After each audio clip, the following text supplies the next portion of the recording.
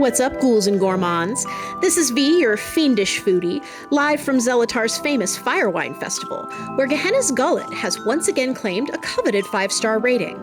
Made with redworm mash, aged in Yagnoloth ichor, this velvety red adds an amazing depth of flavor to the usual Fire Gullet kick. Earthy, satisfying, and named consistently superior. It's a taste of heaven, born in the abyss. Today's cocktail hour is brought to you by Campaign Spotlight. Hey there, sinister megacorporations and parasocial fans. Welcome to another episode of Campaign Spotlight. This week, we'll be chatting with Wolfgang, who's been running a TTRPG that's very different from most of what we've covered on this show. Let's roll initiative.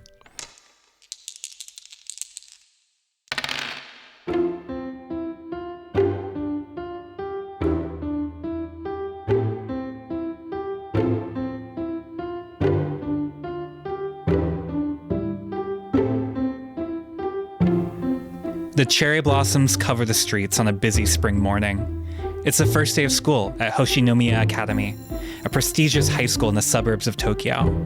The futures of these students are clearly bright, but none shine brighter than the girls in the auxiliary building back behind the gym. That's where you'll find the Hoshinomiya Academy's Idol Club. These 4 girls have a lot on their plates. Aside from the responsibilities of school and home, they have something even greater looming over their heads: the Beginning Idol Grand Prix. Every year, girl groups from all 47 prefectures gather for war. Swords are replaced with smiles, strategy with choreography, and with armies of fans ready to rally their idols to victory. The stakes are high. This is the last year Haruka can compete before she graduates. But she isn't alone. Her group mates are here to remind her of why she started this journey in the first place. Class is out and the stage is set. Lights, camera, action. Say hello to Prism Vera 4.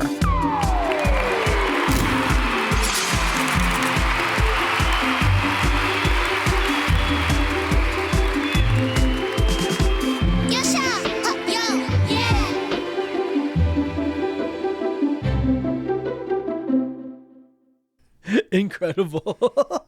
Wolfgang, welcome to Campaign Spotlight. Hi, how's it going? Doing really well. Thank you so much for coming on the show. Yeah, thanks for having me. I'm really excited about it. I think this is going to be such a cool campaign to talk about. This is a very different type of system than anything we've talked about on the show, and I think it's going to be cool for our audience. To get started, why don't you tell us a little bit about your experience with tabletop role-playing games, and especially your experience as a DM? Sure. So I guess my first experience with tabletop role-playing games is like in middle school. At some point, I think I went to a sales center, and they had like this gift shop, and I like bought like the player's manual for D&D because there was a picture of a dragon and like gemstones and like probably a hot chick on it. Absolutely. I was like, this is for me, a book for me. And I would read that player's manual just like back to front over and over again, and just carry it around. I actually didn't play until like probably 8 years later when I got to college. But I just remember like the book, and I was like, this book is cool. You read the player's handbook without playing, which is a fun contrast to, I think, most players who play without reading the player's handbook. Oh yeah, that's yeah. I think the people who play without reading have more fun than people who read without playing. But it is what I did. I wasn't really sure. I think at one point I got my little brother and my mom. I got my mom to DM like the tutorial mission in the book for me and my brother, but she was a little out of her element, so I'm not sure if it was really to code. These things happen. But then when you were in college, you actually got to start playing. Yeah, I started making friends. I took a couple classes.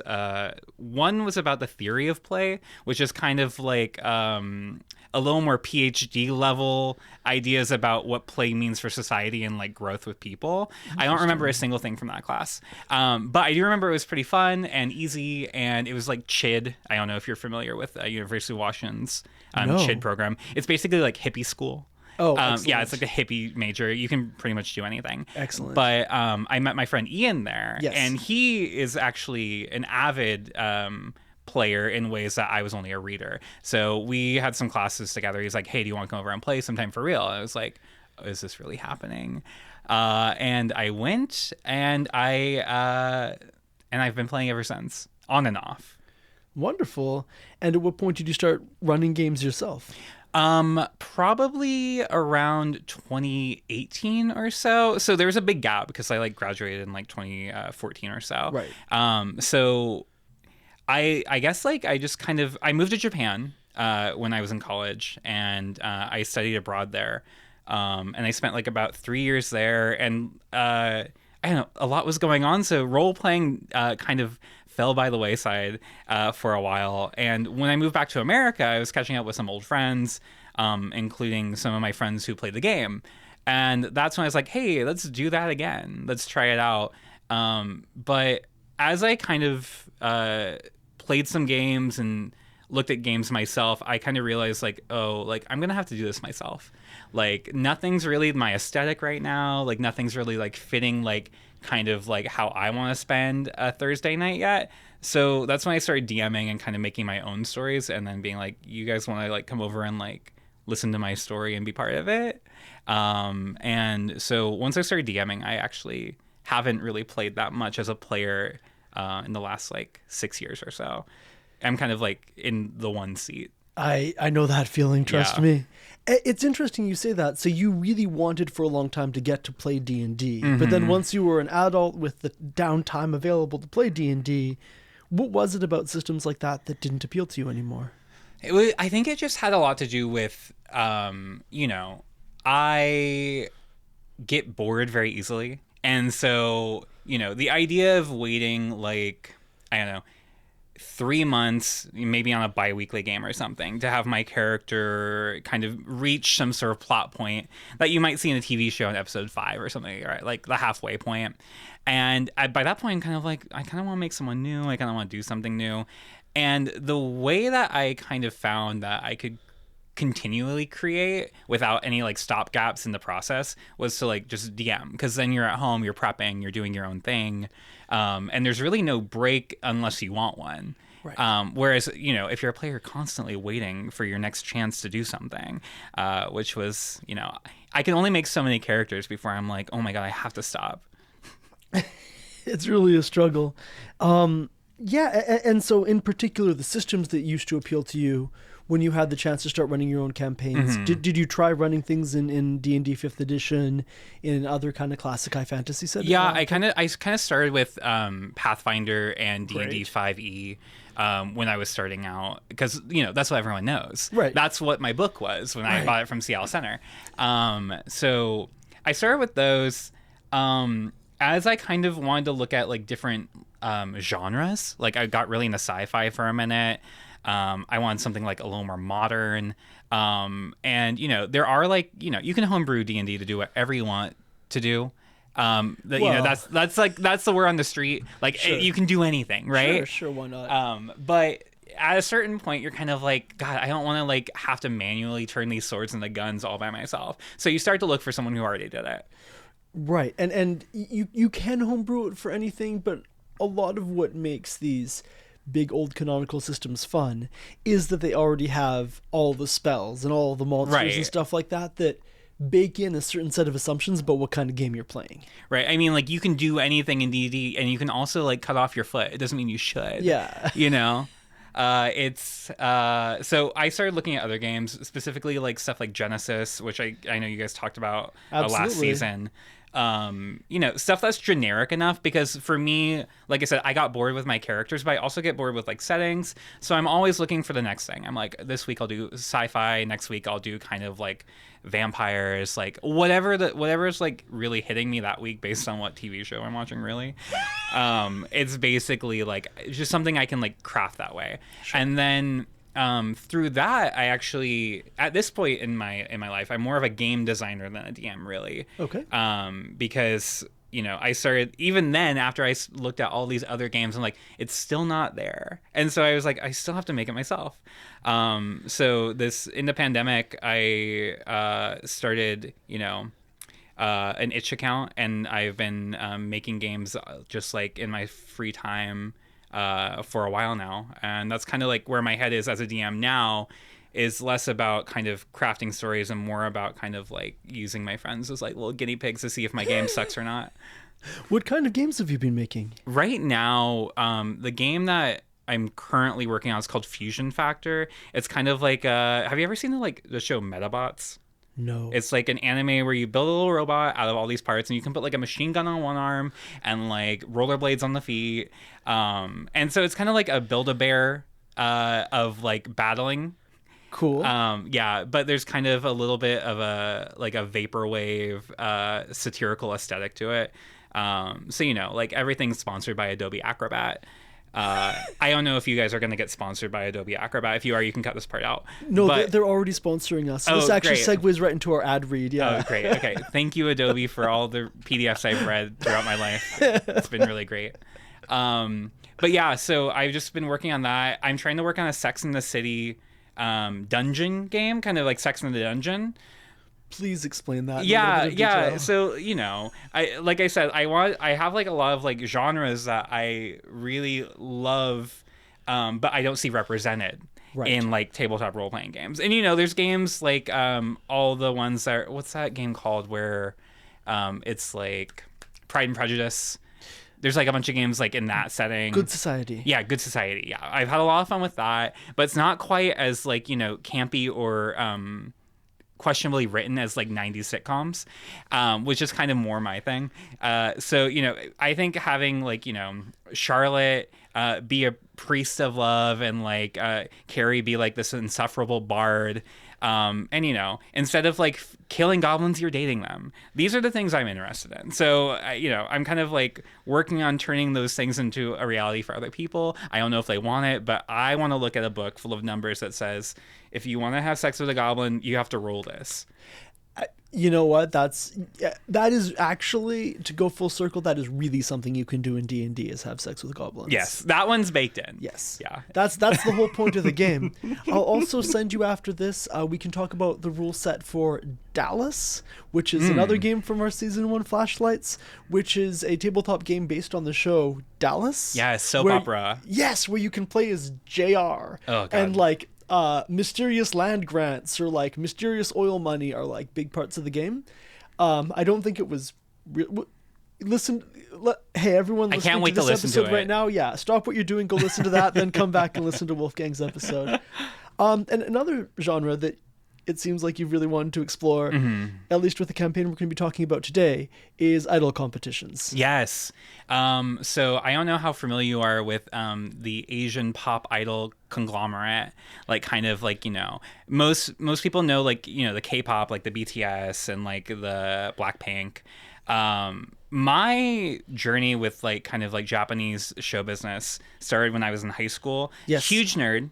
Watched a lot of anime, took Japanese class, just like unrelentingly like just like embarrassing.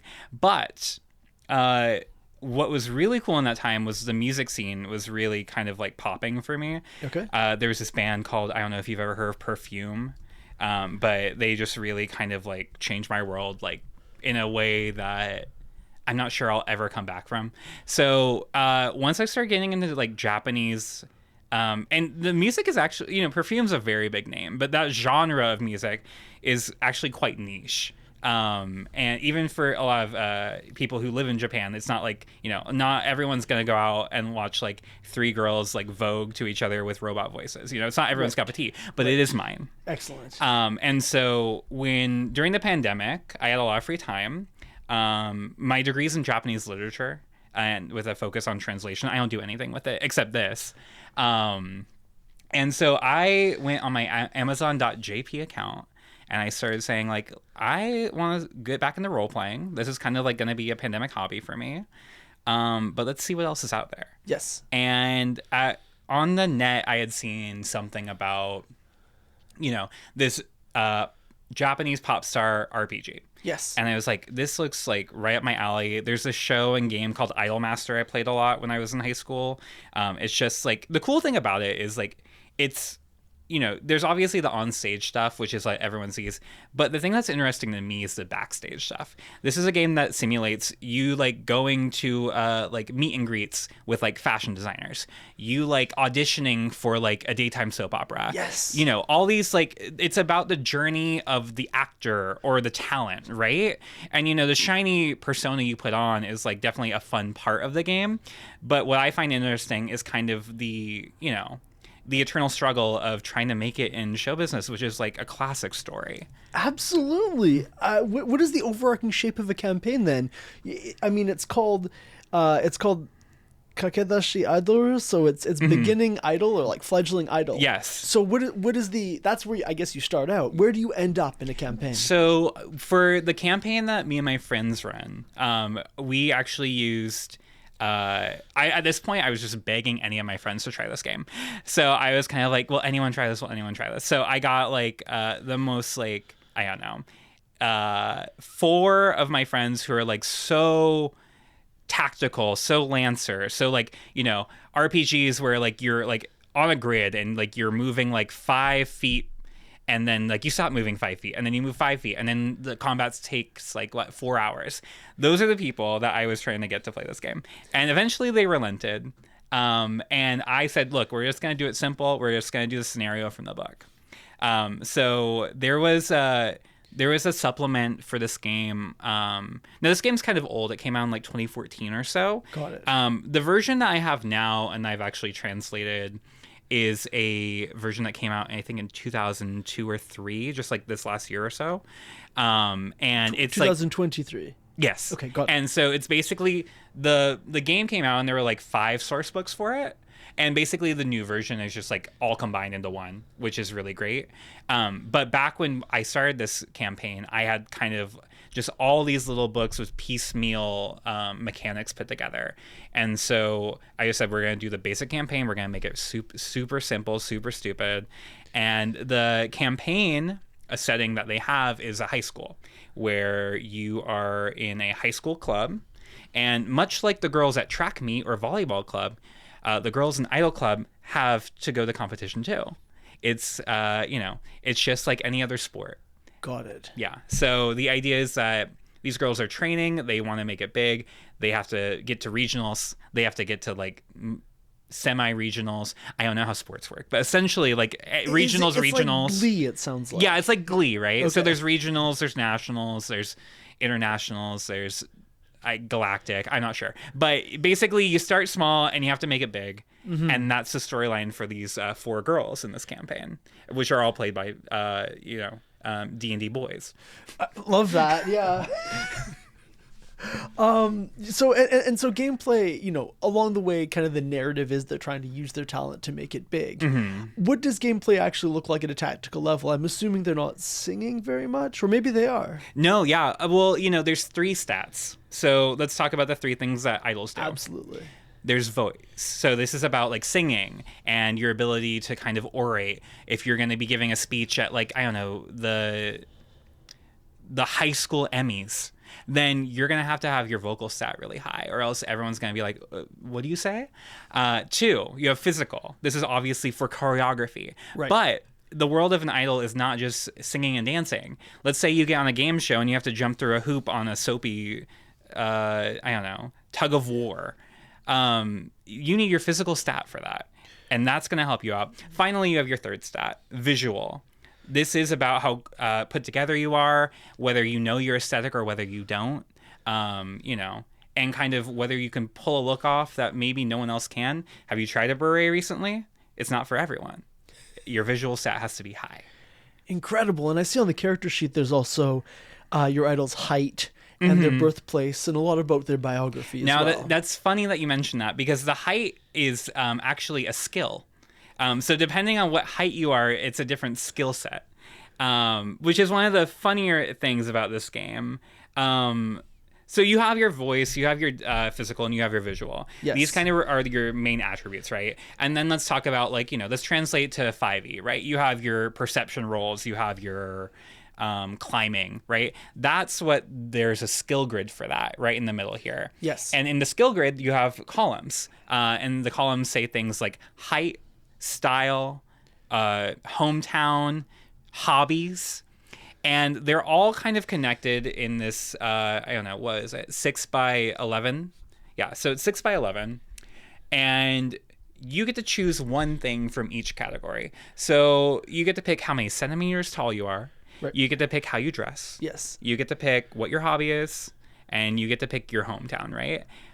And then, let's say you're at a photo shoot. Mm-hmm. you have to be sexy for this photo shoot. It's for like a new lingerie catalog, right? You know, assuming like, let's say like the setting wasn't high school girls. Please, yes. Yeah. And so let's say you're full adult actors and you are doing a photo shoot and you have to be sexy for this photo shoot. Yes. Sexy is a skill. Do you have sexy as a skill, or did you pick cute? I see. And then so there's dice rolls that are going to be informed by that. Exactly. So if you pick sexy, Yes. you roll 2d6. And you only have to get a 5 on any skill that you have. And if you get a 5, you win. And you get points. And depending on the scenario, you get like bonuses, like outfits that give you different stats. You get bonds with your fellow group members. But let's say you don't have sexy. Yes. It's hard out there for you. It's not easy. And things... Trust me, I know. You're playing sexy, don't worry. Oh, but thanks. So let's say you have cute, which is 3 spaces down from sexy in the grid. Right. Well, you add 3 to your roll. You have to get an 8 now. Oh, okay. On your 2d6. On your 2d6. Got so it. the idea is that you can leverage your cuteness to make this work, but it's not going to be as easy as if you have like exactly what they're looking for. Now, this gets tricky because exactly like, you know, what does being like 4'7" have to do with wearing folk like boho pants? Right. Not a lot. But you kind of have to suspend that disbelief for a few of these the grid placements. But the general idea is that the grid has like abilities near each other and unlike abilities far away. So the more specialized you are in skills, you know, let's say like you're all the way in the corner on the grid with one of your skills. Right. Well, if that comes up, then thank God you're there. Because I don't know how your group's going to get a skill that niche and be successful. So it's cooperative in the sense of if the players are, if the party is like playing baseball, they just need one member who is sporty. Well, yes, it depends. It depends on. So these games, we kind of have to talk about how these games are structured and how a lot of Japanese games are structured in general. Let's talk about that. So, you know, we famously know role-playing games to be this free-form hobby. There's really no like kind of hard start or hard end. It's you get together and you decide where the story goes, and as a group, you kind of say, "I think that's enough for today," or "I think we can start from here next time." Right. In a lot of Japanese role-playing games, it's very structured. There's phases. So there's an opening phase, a setup phase, a investigation phase 2, climax phase, closing phase, result phase, and finally cleanup phase. And that's each session. Each session. So each session is like already prescribed. All these phases that you have to go through to get through a session. So you know exactly how you're going to start every time, and you know exactly how you're going to end every time. Fascinating. But the content is what's going to vary, right? And like what you bring to it. So a lot of Japanese role-playing games I find are kind of similar to board games in the way that like they're a little more structured and they have, you know, kind of these procedures that you want to go through every time. I actually find that while, you know, the idea that like these open world RPGs are so freeform and that's what's like exciting about them, I found that a lot of players actually thrive in a more structured environment and feel like they can be more creative and more open when they're kind of given a little bit more, I don't know, what do you say, bumper, like at the bowling alley.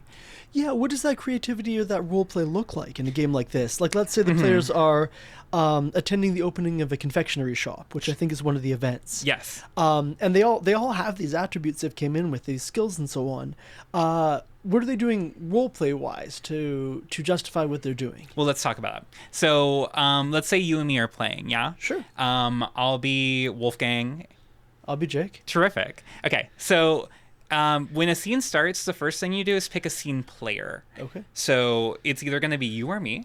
I'll be the scene player this time. Sounds good. And then the next thing you have to do is pick a partner player to join you. I guess that'll be me. That will be you. So let's say we had like 5 people around. Every Sure. time you go around, it's kind of like popcorn style. It's like, oh, I'll be the scene player this time, right? And so you decide who your partner is. They come with you. And then you and your partner roll on the event table. So And that's how you determine that you're playing baseball, going to the confectionery shop, Exactly. touring the observatory, all these other things. right, from that and there's period. two default settings. There's either you get work or you don't have work. There have been games where everyone's rolled and it's just like, God, no one's hiring us this season. So it's really, so we just go to the park or we just like, get abducted by aliens. And which- that's freeform roleplay. Oh, it's freeform in the way that like you get prescribed the scene, but then like what you do with it is freeform, right? Got it. So this game even more than a lot of other Japanese games is pretty structured, in the way that when you roll on the event table, there's about, I don't know, like 98 events that you can roll. And when you roll the event, it gives you a breakdown and it gives you what you need to roll as a character or what your partner needs to roll and the prizes you get for succeeding at this. And are the prizes mechanical, or is it more narrative and cosmetic? Very mechanical. This game's like very crunchy. Excellent. So when you, let's go back to the confectionery shop. You have to roll cooking as your hobby, or I do because I'm the scene player. Mm-hmm. So I'm gonna roll. I actually have cooking as a hobby. Lucky me. Unfortunately, I just rolled a 4. Oh no. Luckily, my scene partner is here with me. Right. Which is you.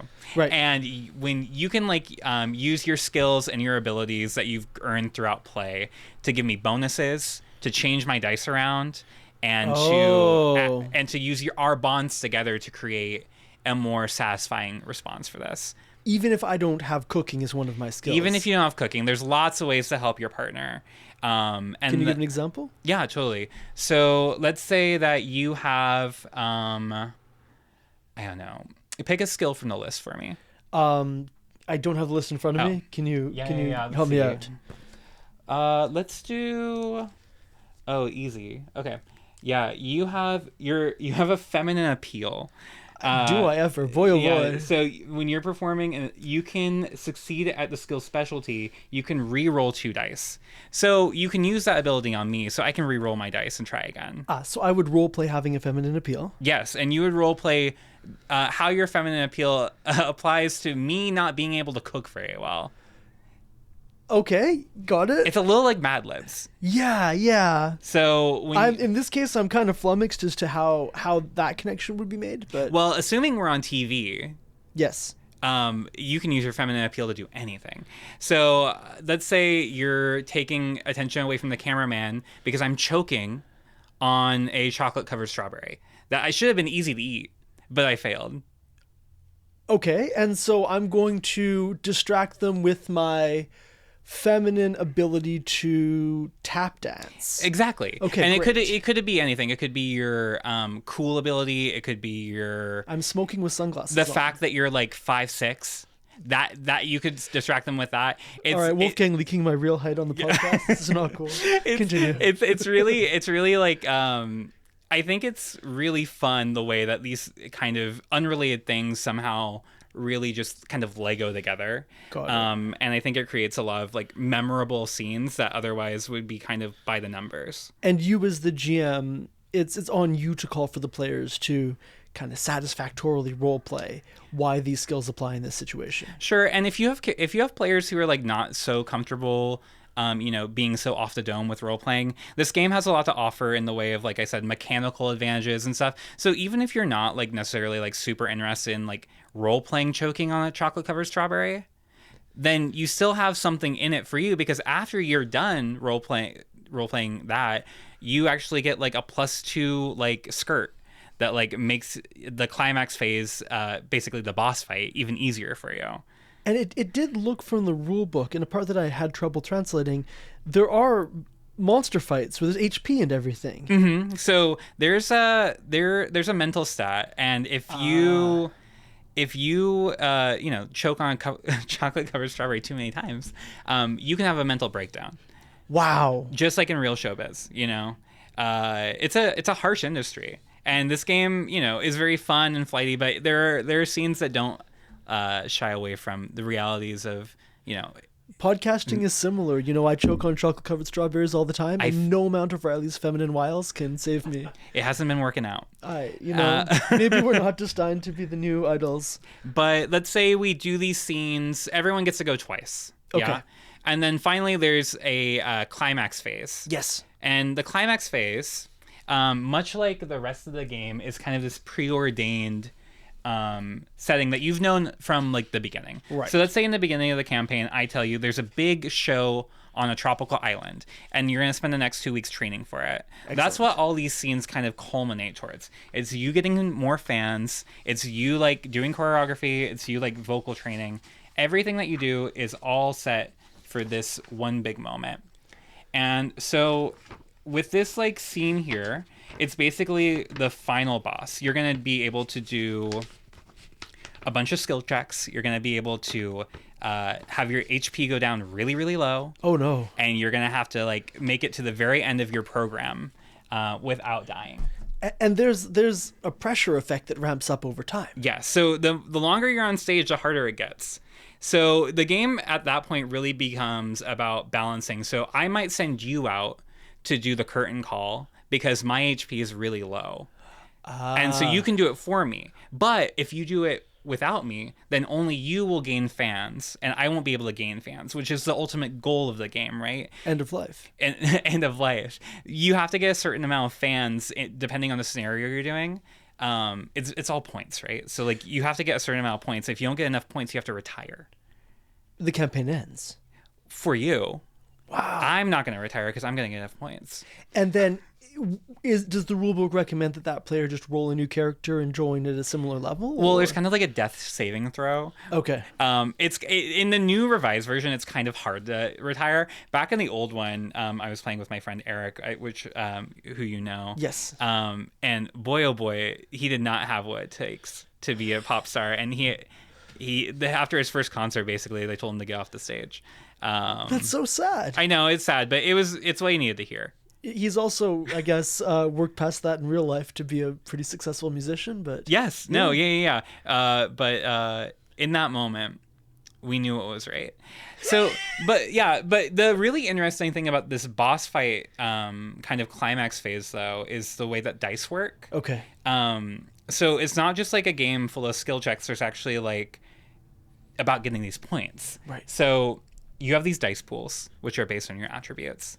Let's say you're doing a visual challenge. You have 4 in visual. You're going to roll 4 dice. Got it. So you get a 1, you get a 2, you get a 3, you get a 4. Add those up, that's what your score is. Easy. Now let's talk about if you got doubles. Well, if you get doubles, you have to take those dice away. So they essentially cancel each other out. So if you got 2, 2, 3, and 4, you would only be able to use the 3 and 4. Oh, okay. So rolling a big pool of dice is actually pretty disadvantageous. It can be. Well, let's talk about if you rolled all 2s. 2, 2, 2, 2. It's pretty unlikely. pretty unlikely, but if you did... 1,296? I want to say. Continue. It could be. But luckily you have skills to change the face of dice and things like that. Got it, okay. Yeah, there's a lot of dice manipulation, which is really fun for me. But if you get all 2s, you cancel out all your dice, and that's called a miracle. So when you perform a miracle, you get a lot of points. Sure. So, and let's say you roll some dice and you get a really bad score. Luckily, my friend Jake is here, yes, backstage cheering me on, and he adds all his dice into the pool now. So now all of our dice are mixed. Got it. And so we're canceling out each other's dice, and we're like adding each other's dice up. And the more dice you have out there, the more chaotic it is. But the more dice you have out there, and if you can figure out how to cancel all the dice, you can get a synchro miracle, a perfect miracle, and if you can get a 1, 2, 3, 4, 5, 6, just 6 dice, yes, then you get an ultra miracle. And the miracles are where the game happens. Okay. We are fighting for these miracles like our life depends on it. It's risk reward. You're throwing out these dice. Well, if I roll a 1 again, then like nothing's going to happen and I'll only get 2 points and then I have to retire and I'll never be a pop star. Hate it when that happens. But if I roll a 6 and I cancel out all the other dice, then I'll become the best pop star there ever is. So this kind of risk reward and like all the bonds you've created with your other members during the game come into play right now, because this is when only with their bonds can they add in their dice for you. Right. So yeah, I mean, basically that's the game. You make a girl. Yes. or a boy. Or a boy. There's lots of boy supplements, actually. And then... Seems less fun. It seems less fun. I agree.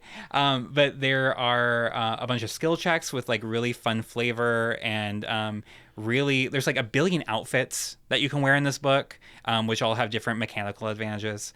And at the end, you just fight for your life and try not to get booed off stage. That sounds really exciting, and it sounds like the collaboration. So two things. First off, I was genuinely unsure how dice rolling intensive the game would be in practice from the rule book. It sounds like in practice you're rolling big handfuls of d6s all the time. All the time. So that's really satisfying. Secondly, and maybe a little bit more substantially, it sounds like the collaborative and cooperative nature is really baked into the rule set for this game. Mm-hmm. And like a lot of the time the action that you're taking is explicitly doing something to improve someone else's role. Yeah, it's there's not a lot in this game that you can do better by getting an edge over somebody else. It's all about working together. It's kind of like in Japanese idol media, like the animes that are very popular where all the girls are kind of like, kumbaya. Right. Like this is kumbaya. It's all about working together, putting your hands in the pile and going, yay! And it's very satisfying when you can pull that off. No girl will get left behind, hopefully, except that one time Eric did. But the core of the game is really about kind of simulating that heartwarming experience that people look for in this genre of music. It's really about personality more than singing or dancing. There's a lot of Japanese idols who are terrible at singing and dancing, and we love them anyway. I mean, I think it's helpful as well that the game knows exactly what genre it's trying to emulate, right? It's not, you mentioned Genesis earlier, and I think that when I've tried to play Genesis, one issue I've had is it doesn't really know what genre conventions or what expectations people will be bringing in, and as a result, you end up with kind of muddy mechanics. This game, it sounds like, knows exactly what it wants to do, and it's really baked into the mechanics that people have to behave in a heartwarming, collaborative way. Right. And that they'll be doing scenarios that are maybe high personal stakes as performers, but kind of low stakes as far as the overarching conflict in them. Right. And this is something that I think people probably have to play to really understand. You can only talk about so much. But, this system itself, while it's very niche and specific about what it is, it's actually very versatile, because I've had sessions where I just want to do a one shot. I have people come over. I completely just take the system and change the words around. So voice is magic, physical is swordplay, and visual is thievery. And I had just a regular fantasy session with the system where instead of getting a sparkly mermaid dress, you get a buckler. Who knows? I think a sparkly mermaid dress would work in most fantasy settings too. I'm hoping the world goes that way. Any good fantasy setting. Let's talk about the specific campaign that you were running when you kind of first ran a big campaign in this setting. You translated everything yourself. So when I translate a game from Japanese to play here in America, I focus mostly on player facing stuff. So I'm going to be the GM. That's just kind of the role I'm stuck in, especially with these games, because even if I were to translate all the GM sections in these books, no one has these books except me, as far as I know, in my social circles. So there's that. So I don't need to translate the GM stuff, which is very nice, because that would triple my work. Sure. But I do make sure that all my players have all the equipment lists, all the character options, and that's pretty much all you need, really. Right. They need to know the rules, but I guess you explain those to them. Yeah, I kind of a lot of times with the rules, I'm kind of I'll tell you when we get there. So, and I think a lot of people like that, because like you said before, a lot of people don't read the player's manual anyway. But so when I set up this game, I made sure I translate all that stuff, sent it out to my players. Right. But session 0 is very important in a game like this, because like I said, really it's all coming from you. You become the book at that point. And I'm happy to be the book, but you really want to make sure everyone's on the same page before you start. And so what did Session Zero look like? Because I think it sounds like this game was pretty unfamiliar to your players. You referred to them as D&D boys earlier. Yeah. What notions did they come in with of how the game would be played? I think some of them are really excited to try something from Japan because, like, we're all nerds. Yes. We all like a certain kind of anime or Yes. video game or something like that. Sure. Most of them don't like stuff as quite as girly as the stuff I like, but I think they were just excited to try something that like no one else is doing around. So they were excited about that, but genre-wise, they pretty much had no touchdowns. Right. So it was really about we really catered the game to more suit their kind of understanding of what would be fun to play. So my main character, who played the senpai, yes. Suna senpai, it's her last year. She has to graduate next year, and if she doesn't get the Grand Prix this year, she'll never have it. And it's been her dream forever. But she ended up being a huge fan of hero shows, which are kind of like, so if you like go to a mall in Japan, yes. sometimes Power Rangers will be on like some like mini stage in the middle of the mall, like yes. doing like fake like theater. I guess it's not fake theater, it's just regular theater. It's theater, yeah. Yeah, sorry Power Rangers out there. It's regular theater. And like the kids are like, woo! But that's something, so my friend's really into Power Rangers, so I said, well, why don't we just make you a Power Ranger idol? There's kind of like an overlap there. It's show business in that big way. So that person came in, and then at that point, all the characters just ended up having like these hobbies that these real boys have. So there was like a girl who was like really into Gundam, and there was like a Warhammer girl who was like really into Warhammer. And so basically, the theme, there's so many idol groups with so many kind of aesthetics and themes. Yes. They just ended up being like basically Dungeons and Dragon girls, just kind of like general nerds. And once we kind of set that as the precedent for like, oh, this is what your group is. It's basically just going to be you, but a girl in Japan. They were like, oh, okay, I get that. Yeah, no, I mean, I think a lot of the time when we make characters, there is some amount of like, you bake into the character a lot of your own backstory to make it a little bit more relatable, especially if the system is unfamiliar. Because it sounds like here they also didn't have a great sense of the tropes that would be at play. Although maybe if they'd watched Glee, they would have had a lot of sense of the tropes. Yeah, if you think it's hard getting them to read the player's manual, try getting them to watch Glee. It won't happen.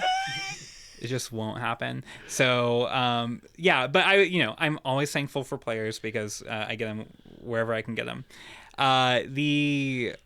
The next step was, from that Session Zero, was to kind of set out a strict timeline of what the campaign was going to be. Japanese games, if you go online and you read, like, what's the difference between a Japanese RPG and a American RPG? Like, 9 times out of 10, you'll read something along the lines of, like, Japanese games are all one-shots because, like, everyone's so busy. Really? But that's not true. Well, it's kind of true. And like this game is like really set up to be like I said, the system that when the end is and when the start is, right. And you can get it done in like, my games don't take longer than like 2.5 hours. Wow.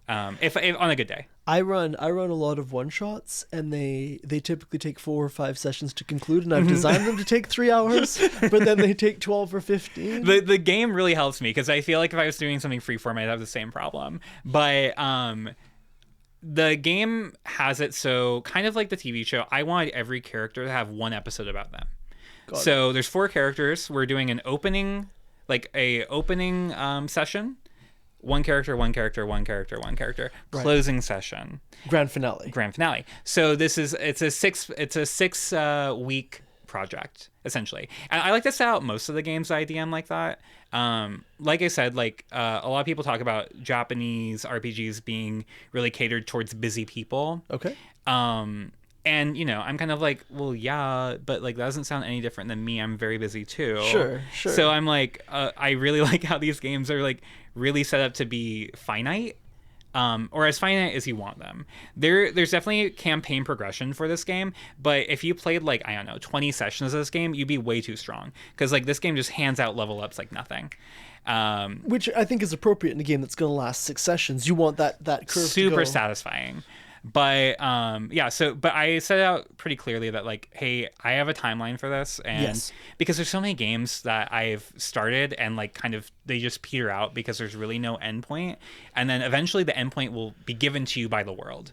Either someone has to move, or like, you know, there's a situation where someone gets married or gets a new job During or something. COVID lockdown era, I was running a big epic campaign, and I paced the progression of the bad guy's plot by vaccine news, because I knew that when everyone was vaccinated and able to go out and have like a much richer, fuller life, we won't be able to play anymore. Yeah, drop And- you like a potato. Oh my gosh, so when the trials started going well, let me tell you, the myriad of flies was on the move through the countryside, and they had to act now, because I knew we only had a few weeks left.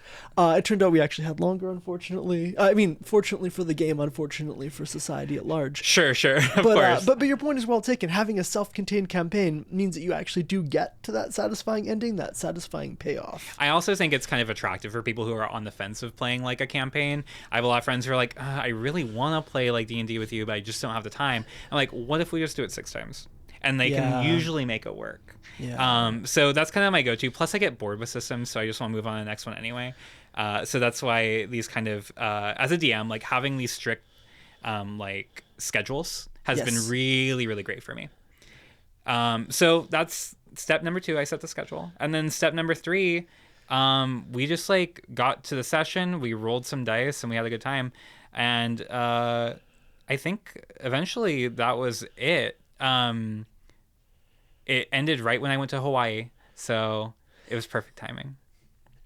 And did the players come away from it feeling like, hey, this is a cool new experience? I think so. A lot of my players actually are interested in trying a lot of other games from this series.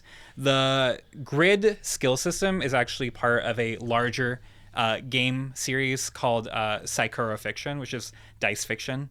And there's a bunch of games in that. There's like this game called Insane, which is basically like multi-genre horror. So you can like do The Ring, you can do Cthulhu, you can do Texas Chainsaw, whatever you want. But like instead of having like your height and like, you know, what frilly outfit you are in your skill set, you have like decapitation or like you know, paranoia. And then there's another game called Card Ranker, which is basically like, you know, we have Yu-Gi-Oh! The card game. Right. But do we have a game that really simulates the TV show where like they're like making up their own rules and they're saying like things like, Kaiba, you suck to each other? No. But actually we do. We do. We do. And it's in this series. So I have a couple of friends who are lined up to play another game with me in a similar way. Does this grid skill set that shows up in all these games, this is a little off topic, I realize. Does it give rise to a meta where you want to have some good coverage of the grid across the party? It is, yeah. So there is. I always recommend, like, for beginners especially, just pick what you want. Right. But people who are a little more savvy are like, hey, look, I'm gonna like kind of like get this left side over here. One of you should get the right side on this grid. And these games actually really encourage kind of meta, as we call it, right? Because if you're only going to play like a couple times, don't you want to do a good job? So like it's really actually encouraged in like a lot of these rule books to like, you know, get the scenario first and then make your character catered to what you're going to be doing. I guess that kind of mimics how like an idol group would have a talent management agency choosing them all and putting them together. So it's not even out of fiction that much. No one's going to let you go up there with a kazoo unless we planned for the kazoo. And it's a kazoo themed group. Exactly, yeah. Right, Kazoo right. girls. Oh, honestly. Okay, if we end up playing this, I feel like kazoo girls might be the theme. Yeah, It would totally. match my own real life musical aptitude, so like I would be able to relate quite well. Well, I'm excited to hear you play. So let's talk through the mechanics in the sense of what are some pieces of these rules that you think people could import into a campaign in another setting? Sure. I mean, the one that immediately comes to mind is the bond mechanic. And this is actually very popular. There's a lot of similar mechanics out in the indie RPG world right now. But essentially the way it works is that you pick who you want to spend time with at a certain interval, and once that's finished, that you've gained some sort of relationship with them, which can be mechanically like used. So when I create a bond with you, you know, obviously we're role playing like, oh, you are like my best friend and you helped me out in a really tough time, and I'll always remember that because I wrote it down on my sheet. Right. But more importantly, when someone's like trying to kill me, you can use that bond to like defend me or give me a bonus or something like that, right? And to me, that's really satisfying, is to see kind of the relationships grow along with power, because relationships are the power. And does mechanically, when you use this rule set, does using that relationship to help someone weaken that bond, or does it like burn the connection or something like that? So you can use it. You can use it pretty much indefinitely, but you have to recover it. So it kind of goes like, what's the word? It's like Magic the Gathering. Like it gets readied and unreadied and readied and unreadied. So you can't like use it like 3 times in a row, but you can use it like in every scene. So yeah, I would say that it's pretty easy to use. And that really, it gamifies and kind of codifies in the rules a tacit expectation of a lot of tabletop games, where you're like, in a lot of games you were supposed to be working together, but the rule set doesn't necessarily reward you for doing that. And this makes you roleplay being buddies. Right. And more importantly than that, it makes you pick a person at the table. It makes you like point your fingers at, and you know, maybe let's say you have bonds with everyone except one person that you haven't really role played with yet. It would behoove you to like role play with that person now, which might get overlooked otherwise. Got it. Now, this does seem a little bit at odds with the idea of the sessions being short and self-contained, right? Because if there's 5 people at the table, that's kind of a multiplicity of bonds that are going to have to be role-played every session. Sure. And, you know, the more you get into it, the longer it takes. You really, I mean, there's a setting in this game where you can play solo. So I could just roll up a couple characters, go through all the event tables, and just put the numbers out if you're really into just, like, number crunching. But, you know, the more... I assume that if you're like spending that time role playing, then you're having fun, right? And time flies. So I it hasn't been a problem with my games that it takes too long because of the amount of people. It's pretty lickety split. And so this game works well. You played with 4 players, but this game would even work with a larger table, you think? I think it probably would peter out around 6, just with like, because you know, there is a climax phase which does have kind of a balance of how much hit points are being used and what skills need to be managed. But I'd say, yeah, 6 easy. I mean, definitely more than like a more rule heavy game. That makes sense. Yeah, I've been doing a little bit of research for a project we might be doing on like old tabletop games, and there were just experiments like, what happens if we have a whole classroom full of people? Like, what happens if we have 24 or 3 players in the room? And it's kind of fascinating that, you know, all the iterations in different systems seem to have settled on more than 6 or 7 is probably too many. Right. And maybe it is due to this kind of like, we want to be able to have interactions between each pair, and that's increasing quadratically, and around that level, that increase just gets too steep. Yeah. I think you definitely have to, the more people you have at your table, I think you have to have already a buy-in with those people. I think if you're like bringing 6 strangers together, that's a rough one. Certainly, and especially for this kind of system where you really have to embrace the fiction that you're collaborating tightly, compared to, you know, kind of a more classic D20 based game where you could all just have met at a tavern at the start of the campaign or something like that. I also think, though, it's interesting that you say that, because in this game you could literally pick the same partner every time you do a scene. And so that's actually an interesting way to play, because if, let's say, you're at a table full of 6 strangers and you just like make a best friend, it's not wrong to only want to role play with that friend as much as you can. There are just, you know, there's pros and cons to that. You're not going to have anyone there to save you except that person when, you know, they start throwing tomatoes. Did that happen at all? No, I mean, I might have made it happen because I'm kind of that kind of DM where I'm just constantly being like, I'm more on the silly side than the serious side when I run my games. You mentioned they got abducted by aliens. Well, that's actually in the book. That's in my apologies. Yeah, so that's not my fault. There's another scene in the book that often gets rolled for some reason. It's double sixes, so it shouldn't happen that often. But you get abducted by like basically Frankenstein, Dr. Frankenstein, and he's like, "What kind of surgery do you want?" No. And you can like get really good level ups with it, but if you get like the ultimate package, there's like a 50-50 chance that you're like basically unable to perform ever again.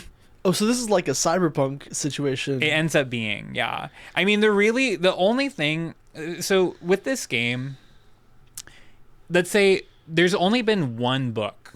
Right. And there's the only like supplemental content from fans I've ever seen online is an illustrated outfit guide where they took all the descriptions from the book and drew them. Incredible. And I bought it, and it's really pretty. But the way that this game is set up is it's like all the event tables are already preordained. So if let's say you're making a scenario for your D&D game. Right. What you're doing is you're making stat blocks, you're making plot points, you're doing this. If you were to make a completely like fresh and like unique scenario in this game, you would have to basically write, I don't know, 96 little like random event tables. Right. Which is not undoable. I mean, if you want to spend your time crunching like monster math versus like, you know, narrative like runway shows, it's just a difference of how you want to spend your time.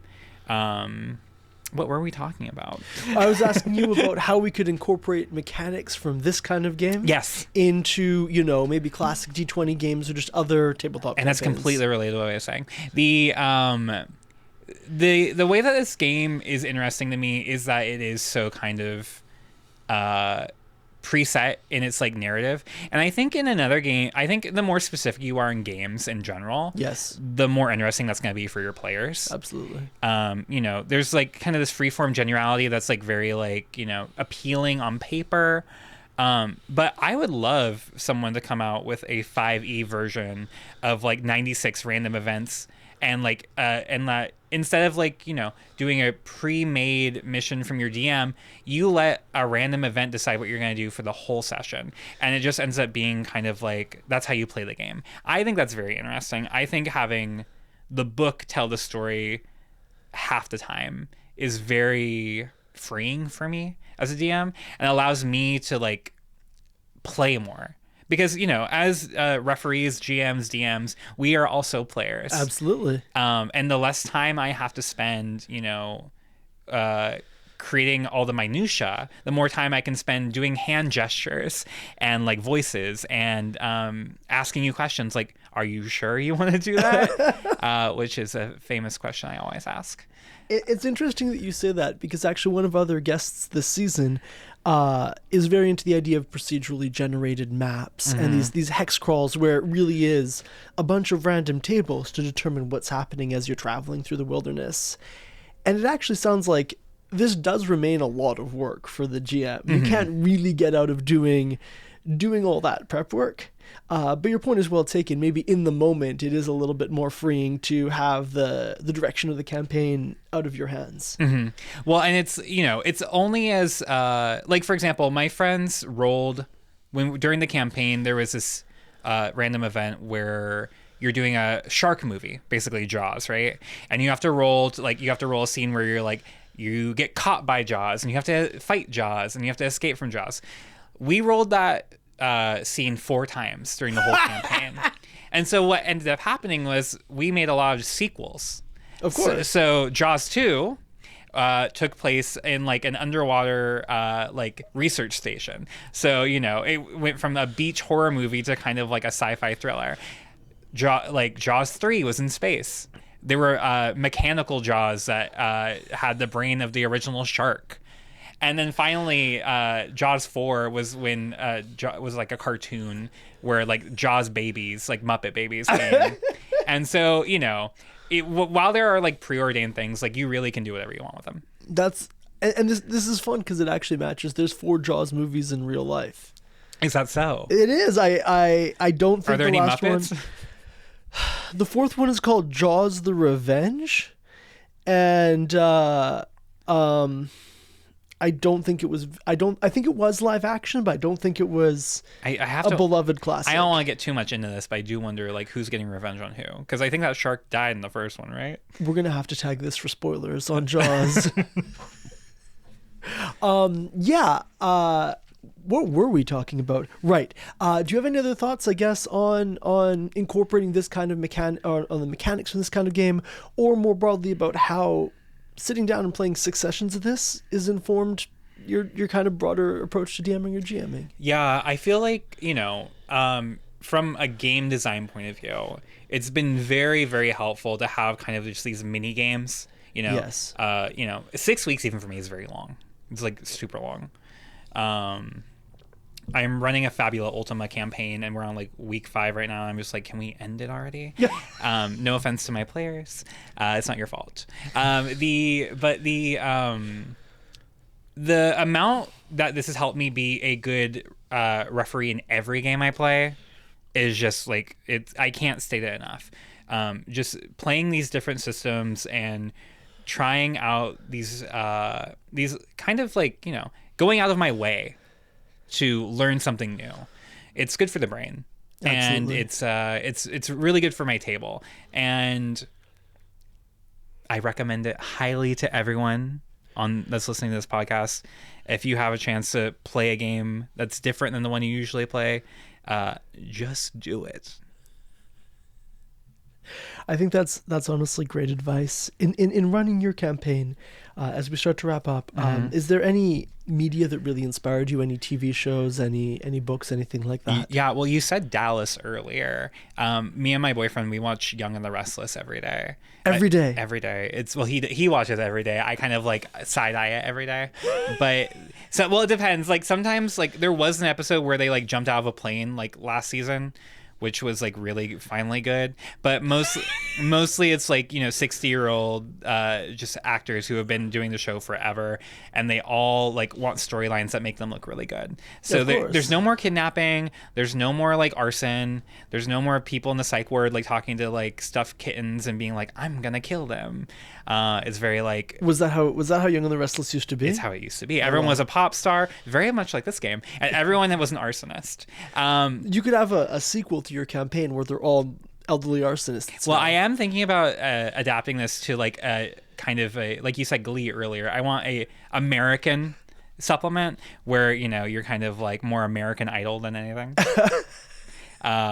But yeah, I think influence-wise, we have the Idolmaster, which is a video game and anime series, which is basically like 1-to-1 this game. This game is basically made based on that show.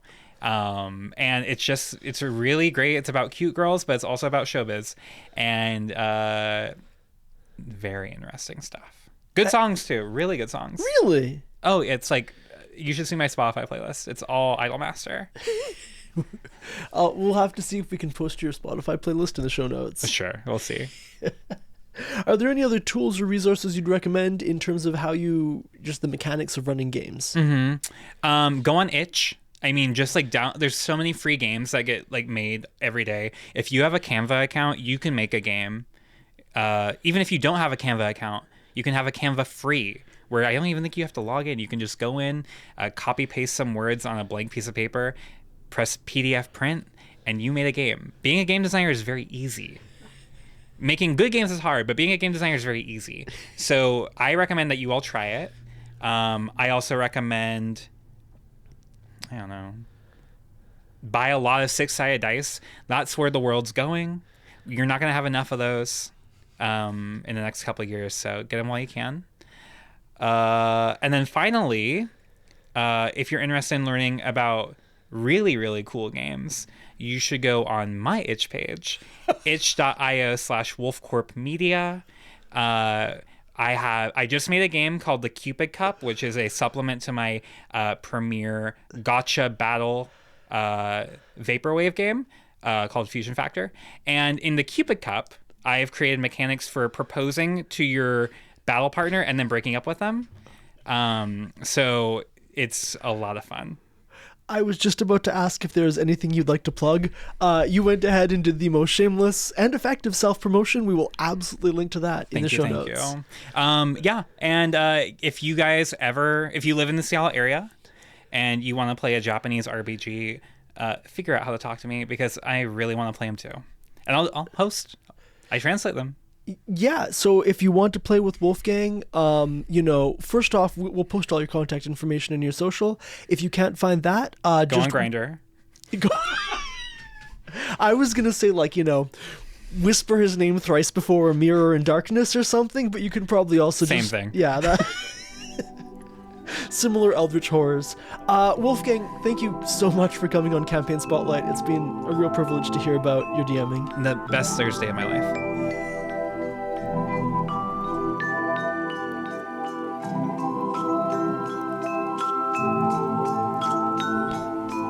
That's all for this week. Thanks so much to Wolfgang for coming on Campaign Spotlight. Check out the show notes for a link to Wolfgang's itch.io page. I'm Production Master Riley. And I'm Dungeon Inspector Jake. If you're enjoying the show, subscribe and leave a review. It helps other people find the show, and will help Jake determine which Riley is the real one, and which is an abomination wearing his face. For more on the show, including links to all our social media, visit folderfrequencies.com/campaign spotlight.